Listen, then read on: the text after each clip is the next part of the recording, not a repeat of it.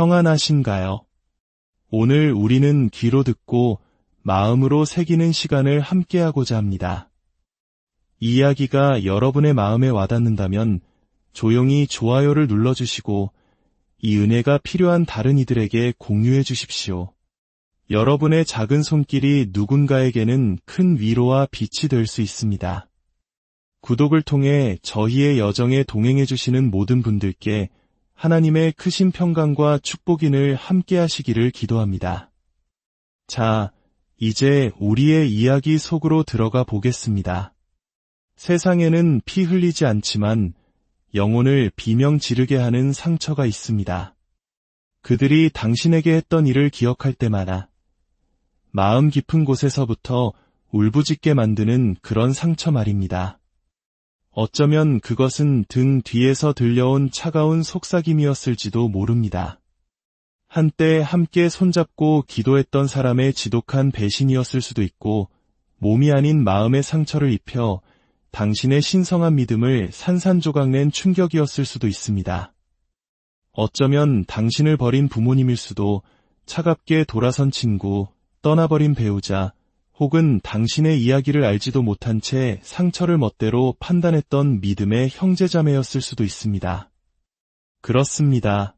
친구여.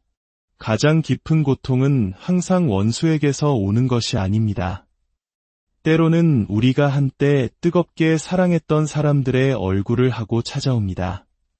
오늘 성령께서 우리 앞에 던지시는 날카로운 질문이 있습니다. 당신은 그 고통을 어떻게 하고 있습니까?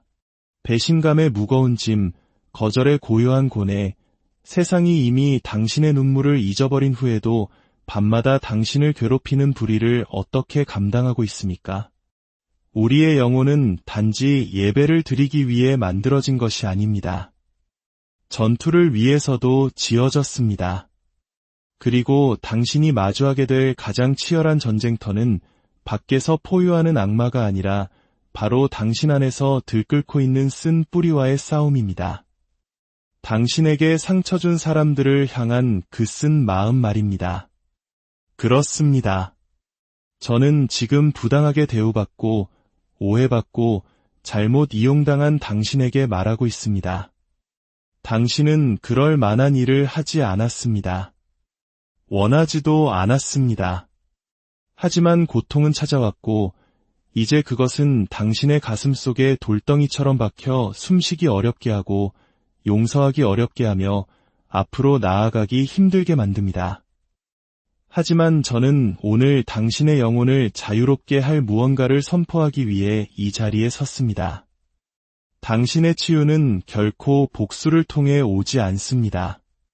당신의 운명은 결코 증오를 통해 열리지 않습니다. 그리고 당신의 소명은 당신을 잘못 대한 사람에게 여전히 사슬로 묶여 있다면 결코 일어설 수 없습니다. 예수 그리스도의 복음은 당신의 고통을 외면하지 않습니다. 침묵시키지도 않습니다. 억지 미소와 공허한 격려로 대충 넘기지도 않습니다. 아닙니다. 복음은 당신과 함께 불 속으로 걸어 들어갑니다. 감히 당신의 가장 깊은 상처에 대고 말합니다. 그리고 오늘 복음은 당신이 부당한 일을 당했을 때 은혜 안에서 걸을 수 있는 4가지 신성한 방법을 보여주고자 합니다. 당신을 고통 위로 들어 올리고 가장 어두운 밤에 그리스도의 부활의 능력을 풀어놓을 4가지 성령 충만한 자세입니다. 우리의 시작은 철학이나 심리 치료가 아닙니다. 바로 겟세마네 하나님의 아들이 배신의 아픔을 정면으로 마주했던 피로 물든 그 신성한 동산에서부터 시작하겠습니다. 유다는 로마인이 아니었습니다. 낯선 사람도 아니었습니다. 그는 제자였고 친구였으며 함께 빵을 나누고 말씀을 들었던 사람이었습니다. 그러나 그는 은 30냥의 구원자를 팔아넘겼습니다. 그 고통의 깊이를 모욕할 만큼 너무나도 값싼 가격의 말입니다. 하지만 예수님은 그를 저주하지 않으셨습니다. 군중 앞에서 그를 폭로하지도 않으셨습니다. 보복하지도 않으셨습니다. 그저 그의 눈을 똑바로 바라보며 말씀하셨습니다. 친구여, 내가 하려는 일을 행하라. 마태복음 26장 50절의 이 말씀은 읽을 때마다 제 마음을 무너뜨립니다. 예수님은 그를 배신자라 부르지 않으셨습니다. 그의 얼굴에 침을 뱉지도 않으셨습니다. 배신의 순간에도 그를 친구라 부르셨습니다. 이것은 약함이 아닙니다. 이것이 바로 힘입니다. 신성한 힘입니다. 그리고 그 힘, 그리스도의 능력이 바로 오늘 당신과 제가 초대받은 것입니다. 그러니 묻겠습니다. 당신은 쓴뿌리라는 초라함 위로 일어설 준비가 되셨습니까? 복수심을 비전으로 바꿀 준비가 되셨습니까? 세상이 걷는 방식이 아니라 그리스도께서 걸으신 길을 따를 준비가 되셨습니까? 하나님의 성령이 당신의 고통을 붙드실 때 그분은 당신을 위로만 하시는 것이 아닙니다. 당신을 변화시키십니다. 당신을 불의 그릇으로 영광의 증인으로 모든 모욕의 산을 무너뜨리는 강물처럼 용서가 흘러가는 통로로 만드십니다. 하지만 이것은 수동적이고 나약한 용서가 아닙니다. 이것은 치열하고 성령 충만하며 영혼이 씨름하는 용서입니다. 없었던 일인 척하는 것이 아닙니다. 상처를 정면으로 마주하고 이렇게 선포하는 것입니다. 너는 나를 소유할 수 없다. 너는 나를 정의할 수 없다. 나의 정체성은 그들이 나에게 한 일에 있는 것이 아니라 그리스도께서 나를 위해 하신 일에 있다. 당신에게 상처 준 사람들을 다루는 첫 번째 신성한 방법은 이것입니다. 상처를 마주하되 그것을 키우지 마십시오. 스스로에게 거짓말하지 마십시오. 종교적인 양탄자 밑으로 상처를 쓸어넣고 그것을 치유라고 부르지 마십시오. 진정한 용서는 진정한 정직에서 시작됩니다. 겟세마네 동산에서 예수님은 내 마음이 매우 고민하여 죽게 되었으니 라고 말씀하셨습니다. 마태복음 26장 38절입니다. 그분은 고뇌를 숨기지 않으셨습니다. 그 고통의 이름을 부르셨고 눈물로 쏟아내셨으며 아버지 앞에 그것을 가져가셨습니다. 그들이 당신에게 상처를 주었을 때 그 고통은 진짜입니다. 경건한 상투적인 말로 그것을 가리지 마십시오. 그 고통을 여론의 법정이 아닌 험담이나 보복이 아닌 십자가로 가져가십시오. 모든 상처가 상처 입은 치유자를 만나는 그곳으로 말입니다. 당신의 고통을 그분의 임재 안으로 가져갈 때 당신은 고통이 당신을 중독시킬 힘을 빼앗게 됩니다. 당신은 다른 사람들에게 피를 흘리지 않기 위해 하나님 앞에서 먼저 피를 흘리기 시작하는 것입니다. 보복하고 싶은 유혹이 얼마나 강한지 압니다. 그들이 당신에게 느끼게 한 것을 똑같이 느끼게 해주고 싶을 겁니다. 하지만 제 말을 들어주십시오. 복수는 육신의 종교이고 구속은 성령의 길입니다. 분노로 상처를 키울 때 당신은 당신 영혼의 은혜를 굶주리게 합니다. 그러나 원수 갚는 것이 주님께 속했다는 진리, 로마서 12장 19절의 말씀으로 당신의 영혼을 먹일 때 당신은 비로소 놓아주기 시작합니다. 그리고 놓아주는 것은 약함이 아니라 예배입니다. 그것은 당신 감정의 판단보다 하나님의 정의를 더 신뢰한다는 선언입니다. 두 번째 신성한 방법입니다. 그들의 독을 당신의 미래로 가져가기를 거부하십시오. 여러분 중 일부는 하나님께서 이미 떠나신 과거에 갇혀 있습니다. 배신이라는 시체를 어디든 끌고 다니기 때문입니다. 하지만 성령 안에서 제 말을 들으십시오. 당신에게 상처 준 사람은 당신이 그들에게 열쇠를 주지 않는 한 당신의 미래를 결정할 수 없습니다. 쓴 마음은 당신에게 상처 준 사람에게 스스로 수갑을 채우고 당신이 나를 데려가는 어디든 가겠다고 말하는 것과 같습니다. 사랑하는 이여, 그것은 당신의 몫이 아닙니다. 요셉을 보십시오. 친형제들에게 노예로 팔리고 보디발의 아내에게 거짓 모함을 당하고 감옥에서 잊혔습니다. 하지만 마침내 그를 배신했던 바로 그 사람들을 마주했을 때 그는 이제 내가 너희를 고통스럽게 할 차례다 라고 말하지 않았습니다. 그는 말했습니다.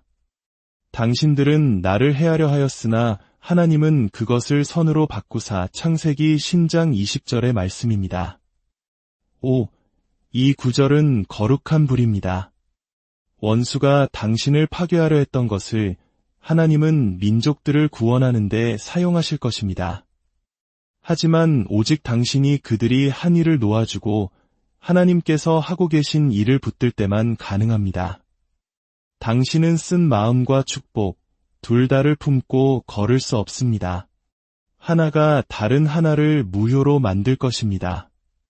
당신은 선택해야 합니다. 그리고 당신이 독을 놓아주기로 선택할 때 성령은 약속을 풀어놓기 시작하십니다. 당신이 모욕을 놓아줄 때 당신은 넘쳐 흐름을 위한 공간을 만드는 것입니다. 이제 당신에게 상처 준 사람들을 다루는 세 번째 신성한 방법입니다. 당신의 자유가 걸린 것처럼 그들을 위해 기도하십시오. 실제로 그렇기 때문입니다. 예수님은 단지 원수를 사랑하라고 말씀하신 것이 아닙니다. 너희를 박해하는 자를 위하여 기도하라고 하셨습니다. 마태복음 5장 44절입니다. 왜일까요? 당신에게 상처 준 사람을 위해 기도할 때 당신은 그들을 용납하는 것이 아닙니다. 당신은 당신의 영혼에서 쓴뿌리를 몰아내는 영적 훈련을 하는 것입니다. 기도는 그들을 더 나은 사람으로 만드는 것에 관한 것이 아닙니다. 당신을 더 자유로운 사람으로 만드는 것에 관한 것입니다. 분명히 말하지만 이런 종류의 기도는 쉽지 않습니다. 그것은 영적 전쟁입니다. 부자연스럽게 느껴질 것입니다. 당신의 자존심을 불태우겠지만 당신의 영혼을 정화할 것입니다. 당신이 아버지 앞에 나아가 주님, 그들이 한 일은 미워하지만 그들을 미워하기는 거부합니다. 주님의 이름으로 그들을 축복합니다. 라고 말할 때 천국이 당신의 상처에 임합니다. 원수가 당신에게 저주를 퍼부으라고 원하는 곳에서 당신이 축복을 말할 때마다 당신은 사랑이 이겼음을 선포하는 것입니다. 하지만 그들은 내 기도를 받을 자격이 없어요 라고 말할지도 모릅니다. 물론입니다. 그들은 자격이 없습니다. 그것이 핵심입니다. 당신도 자격이 없었습니다. 그러나 당신이 아직 죄인이었을 때 그리스도께서 당신을 위하여 죽으셨습니다. 로마서 5장 8절입니다. 십자가는 자격 있는 자들을 위한 트로피가 아닙니다. 부서진 자들을 위한 생명줄입니다. 그리고 당신이 원수를 위해 기도할 때 당신은 가장 그리스도를 닮게 됩니다. 설교할 때도 찬양할 때도 아닌 당신을 찌른 자들을 위해 무릎 꿇을 때 말입니다. 마지막으로 당신에게 상처 준 사람들을 다루는 네 번째 신성한 방법입니다. 급진적인 은혜를 통해 더 높이 올라서십시오. 은혜는 수동적이지 않습니다. 은혜는 힘입니다. 세상이 걸을 수 없는 곳을 걷게 하는 초자연적인 힘입니다. 논리적으로는 여전히 화가 나 있어야 할 때 당신의 영혼을 덮는 설명할 수 없는 평화입니다. 예수께서 십자가에 달리셨을 때 그의 몸은 찢기고 친구들은 흩어지고 원수들은 비웃었습니다. 그는 너희는 이것을 후회하게 될 것이다 라고 말하지 않으셨습니다. 그는 말씀하셨습니다. 아버지, 저들을 사하여 주옵소서. 자기들이 하는 것을 알지 못함이니이다. 누가복음 23장 34절입니다. 이것은 단지 성경의 한순간이 아닙니다.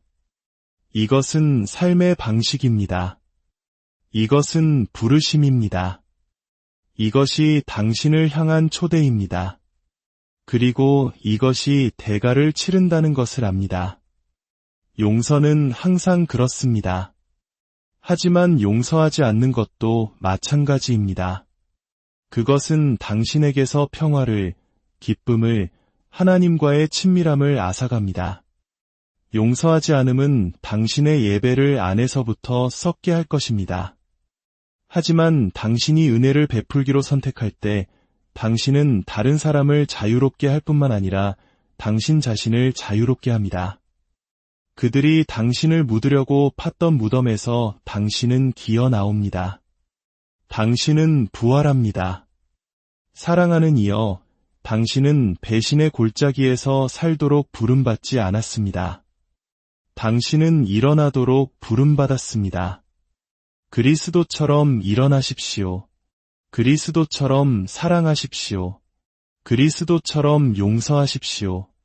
당신 자신의 힘이 아니라 그를 죽은 자 가운데서 살리시고 지금 당신 안에 사시는 성령을 통하여 말입니다. 그렇습니다. 그들이 당신에게 상처를 주었습니다. 하지만 하나님께서 당신을 치유하실 것입니다. 그리고 단지 치유하시는 것뿐만 아니라 당신을 사용하실 것입니다. 당신을 파괴하려 했던 바로 그 고통을 당신이 주께서 하신 일을 보라. 고 선포할 바로 그 발판으로 사용하실 것입니다. 그러니 일어나십시오. 상처 입은 자여. 일어나십시오. 거절당한 자여. 일어나십시오. 왕의 사랑하는 자녀여. 당신의 이야기는 배신으로 끝나지 않습니다. 부활로 시작됩니다. 이제 땅의 말뚝을 받고 나는 더 이상 그들이 나에게 한일의 포로가 되지 않겠다고 선언할 때입니다. 고통은 초대받지 않고 찾아왔을지 모르지만 그 뒤따른 속박은 그것은 우리가 오늘 예수의 강력한 이름으로 끊어버리기로 선택하는 사슬입니다. 당신이 목적 없이 그 고통 속에 머무는 모든 순간 원수는 기뻐합니다. 그러나 당신이 배신 위로 눈을 들어 하나님, 이것을 당신의 영광을 위해 사용하소서라고 부르짖는 순간 당신은 영역을 바꿉니다. 당신은 지옥을 흔듭니다. 당신은 운명을 깨웁니다. 성도 여러분, 제 말을 들으십시오. 당신에게 상처 준 사람들은 당신이 허락하지 않는 한 당신의 삶을 향한 하나님의 계획을 막을 수 없습니다. 그들이 한 일에 갇혀 있다고 느낄지 모르지만 하나님은 갇혀 계시지 않습니다. 하나님은 움직이고 계십니다. 하나님은 세우고 계십니다. 하나님은 모든 흉터를 통해 구속을 엮고 계십니다. 그리고 당신을 찌른 손이 마지막 말을 하지 않을 것임을 알려드립니다. 당신을 치유하신 손이 마지막 말을 할 것입니다. 십자가를 다시 기억합시다. 장식품이나 상징으로서가 아니라 선포로서 말입니다. 십자가는 당신에게 행해진 최악의 일이 당신의 부활을 시작하는 바로 그 일이 될 수 있다는 증거입니다. 십자가는 예수님을 멈추게 하지 못했습니다. 그것은 그를 영화롭게 했습니다. 그것은 그를 침묵시키지 못했습니다. 그것은 그를 증폭시켰습니다. 그것은 그를 파괴하지 못했습니다. 그것은 그를 드러냈습니다. 그리고 당신이 그리스도를 안에 모시고 있다면 당신에게도 똑같은 일이 일어날 수 있습니다. 당신의 배신은 당신의 무덤이 아닙니다. 그것은 하나님과의 더 깊은 친밀함으로 들어가는 당신의 출생지입니다. 왜냐하면 사람들이 당신을 실망시킬 때 당신은 결코 그렇지 않을 분이 누구인지 배우기 때문입니다. 사랑이 당신을 떠날 때 당신은 내가 결코 너희를 버리지 아니하고 너희를 떠나지 아니하리라고 약속하신 분께 매달립니다. 히브리서 13장 5절입니다. 때로는 사랑하는 이여, 당신이 겪은 거절은 저주가 아니었습니다. 그것은 방향 전환이었습니다. 그것은 당신이 머물러서는 안 될 곳에서 당신을 밀어냈습니다. 당신의 소명을 질식시켰을 관계를 끊었습니다. 하늘이 축복할 수 없었던 동맹을 깨뜨렸습니다. 하나님께서 당신의 기름 부음을 보호하기 위해 제거하신 것에 대해 우는 것을 멈추십시오. 어떤 고통은 신성한 분리입니다. 하나님은 때때로 당신에게 상처를 주기 위해서가 아니라 결코 당신의 근원이 되어서는 안 될 사람들에게 의존하는 것에서 당신을 떼어놓기 위해 배신을 허락하십니다. 당신은 그들이 당신의 다이라고 생각했지만 다은 움직이지 않고 하나님은 당신을 움직이려 하십니다. 자, 이제 우리의 마음을 고통의 과거에서 미래의 소망으로 옮겨봅시다. 우리가 쓴뿌리의 짐을 내려놓고 용서의 길을 택했다면 그 다음은 무엇일까요? 새롭게 자유로워진 우리의 마음을 어디로 향하게 해야 할까요? 성경은 우리에게 명확하고 강력한 답을 줍니다. 그것은 바로 하나님의 나라를 구하는 것입니다. 사막에서 물을 찾는 사람을 본 적 있습니까? 입술은 갈라지고 목은 타들어가며 시야는 열기에 흐릿해집니다. 그의 영혼은 생명을 주는 것을 필사적으로 갈망합니다. 그는 금을 생각하지 않습니다. 명예를 생각하지 않습니다. 심지어 자신의 자존심도 생각하지 않습니다. 그는 오직 한 가지, 물만을 생각합니다. 왜냐하면 그 광야의 뜨거움 속에서는 다른 어떤 것도 중요하지 않기 때문입니다. 친구 여러분, 오늘날 세상에는 가뭄이 들었습니다. 물의 가뭄이 아니라 하나님의 가뭄입니다. 사람들의 영혼은 메마르고 그들은 물을 담지 못하는 터진 웅덩이에서 물을 마시고 있습니다. 마태복음 6장에서 예수님은 우리에게 생존뿐만 아니라 진정한 삶에 대한 해답을 주십니다. 너희는 먼저 그의 나라와 그의 의를 구하라. 그리하면 이 모든 것을 너희에게 더하시리라. 이것은 단지 제안이 아닙니다. 이것은 신성한 우선순위이며 당신의 영혼을 재정렬하라는 명령입니다. 당신 삶의 사막은 하나님이 첫째가 되기 전까지는 꽃피지 않을 것입니다. 오늘 저는 당신에게 묻습니다. 당신은 무엇을 구하고 있습니까? 모든 사람은 무언가를 구하고 있기 때문입니다. 당신은 성공을 구할지 모르지만 성공은 당신을 죽음에서 일으킬 수 없습니다. 당신은 편안함을 쫓을지 모르지만 편안함은 당신의 죄를 씻을 수 없습니다. 당신은 박수갈채에 중독되었을지 모르지만 인간의 칭찬은 당신에게 영원한 평화를 줄 수 없습니다. 오늘 제 말을 들으십시오. 당신의 삶이 하나님을 최우선으로 구하는 것 외에 다른 어떤 것 위에 세워져 있다면 당신은 모래 위에 집을 짓고 있는 것입니다. 하나님을 먼저 구하는 것은 아침에 기도하는 것만을 의미하지 않습니다. 당신의 삶 전체를 그분의 뜻에 맞추는 것입니다. 당신 자신의 욕망보다 그분의 갈망을, 당신의 감정보다 그분의 진리를, 당신의 계획보다 그분의 목적을 앞세우는 것입니다. 그러나 왜 우리는 모든 것보다 하나님을 구하기를 힘들어할까요?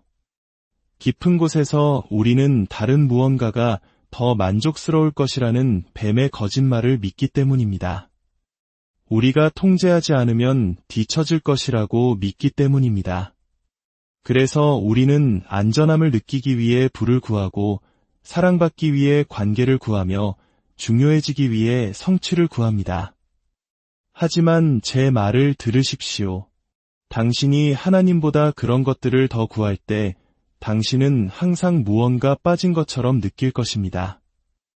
왜냐하면 당신은 당신의 영혼을 양육할 수 없는 것들로 먹이고 있기 때문입니다. 하나님 나라를 먼저 구하십시오. 당신의 경력보다, 당신의 안락함보다, 당신의 욕망보다, 당신의 두려움보다, 당신의 시간 계획보다, 당신의 평판보다, 그 모든 것보다 먼저 말입니다. 그 외침이 당신 영혼의 찬송이 되게 하십시오. 그 추구가 당신 삶의 나침반이 되게 하십시오. 당신 삶의 모든 것이 그분의 통치와 그분의 의와 일치할 때까지 그 갈망이 당신을 불사르게 하십시오. 당신이 그분을 먼저 구할 때 다른 모든 것이 제자리를 찾기 때문입니다. 평화가 강물처럼 흐르고 기쁨이 샘물처럼 솟아나며 힘이 새벽처럼 솟아오르고 희망이 모든 폭풍 속에서 당신의 영혼을 붙드는 다이 됩니다. 오, 사랑하는 이여, 예수님께 당신의 눈을 고정하십시오. 소음과 혼돈, 방해물들 위로 당신의 시선을 드십시오. 아래 있는 것들이 아니라 위에 있는 것들에 당신의 마음을 두십시오. 하나님의 나라는 단지 가까이 있는 것이 아니라 당신 안에 있기 때문입니다. 그리고 당신이 온 마음을 다해 그를 찾을 때 그는 발견될 것입니다. 주님은 숨어 계시지 않습니다. 기다리고 계십니다. 멀리 계시지 않습니다. 문 앞에 계십니다. 두드리십시오. 그러면 열릴 것입니다. 찾으십시오. 그러면 발견할 것입니다. 구하십시오. 그러면 주어질 것입니다. 당신의 아버지는 그것을 갈망하는 자들에게 나라를 드러내기를 기뻐하시기 때문입니다. 이제 당신의 삶 위에 이것을 선포합니다. 만약 당신이 지금 숨겨져 있다고 느낀다면, 간과되고 있다고 느낀다면 그것은 거절이 아니라 준비입니다. 하나님은 정해진 때까지 그의 가장 위대한 보물들을 숨기십니다. 다윗은 궁전에 있기 전에 들판에 있었습니다. 요셉은 파라오의 궁정에 서기 전에 감옥에 있었습니다. 예수님은 사역에 들어가시기 전에 광야에 계셨습니다. 숨겨진 계절을 멸시하지 마십시오. 그곳은 뿌리가 깊어지고 인격이 단련되며 하나님과의 친밀함이 당신의 기초가 되는 곳입니다. 주님은 말씀하십니다. 나는 완벽함을 찾고 있지 않다. 나는 추구를 찾고 있다. 힘들 때 나를 추구하겠느냐? 아플 때 나를 예배하겠느냐? 모든 것을 희생해야 할 때 순종하겠느냐? 그러한 순간들에 하나님의 불이 내리기 때문입니다. 희생 속에 영광이 임합니다. 하늘은 굶주림에, 절박함에 나의 뜻이 아니라 당신의 뜻이 이루어지이다. 라고 부르짖는 자들에게 응답합니다. 사랑하는 성도 여러분, 이제 이 진리가 여러분의 영혼 깊은 곳에 자리 잡기를 바랍니다. 하나님의 나라를 먼저 구하는 것은 일회성 결정이 아닙니다. 그것은 평생의 추구이며 끊임없는 믿음과 흔들림 없는 헌신의 신성한 여정입니다. 그것은 평범함에서 비범함으로, 약함에서 신성한 힘으로, 두려움에서 흔들리지 않는 용기로 이끄는 길입니다. 세상은 당신을 산만하게 하고 낙담시키며 지연시키려 할 것이지만 주님의 말씀은 굳건히 서 있습니다. 먼저 하나님의 나라와 그의 의를 구하십시오. 그리하면 이 모든 것을 너희에게 더하시리라. 그러니 담대하게 일어나십시오. 당신 영혼 속의 갈망을 받아들이십시오. 모든 숨결이 기도가 되고 모든 발걸음이 간증이 되며 모든 순간이 왕을 향한 추구가 되게 하십시오. 하늘의 능력이 당신을 통해 흐르기를 기다리고 있습니다. 축복의 문이 활짝 열리고 있습니다. 천사들이 당신을 대신하여 싸울 준비가 되어 있습니다. 그리고 하나님의 성령이 당신이 상상했던 것보다 훨씬 더 위대한 운명으로 당신을 인도할 준비가 되어 있습니다. 이제 나아가십시오. 당신이 그를 먼저 구할 때 당신은 결코 혼자가 아니며 결코 버림받지 않으며 결코 목적이 없다는 것을 알고 힘을 얻고 준비하십시오. 당신은 마음의 나라를 품고 그의 영광으로 땅을 변화시킬 선택받은 자, 부름받은 자, 정복자입니다. 하나님의 불이 모든 의심과 두려움과 방해를 삼키기를 바랍니다. 그의 평화가 당신의 마음과 생각을 지키시기를 바랍니다. 그리고 당신이 담대하고 자신감 있고 열정적으로 그의 나라의 충만함 속에서 지금 그리고 영원히 걷기를 축복합니다. 오늘의 이야기가 여러분의 삶에 깊은 울림을 주었기를 바랍니다. 다음 시간에 더 깊이 있는 이야기로 찾아뵙겠습니다.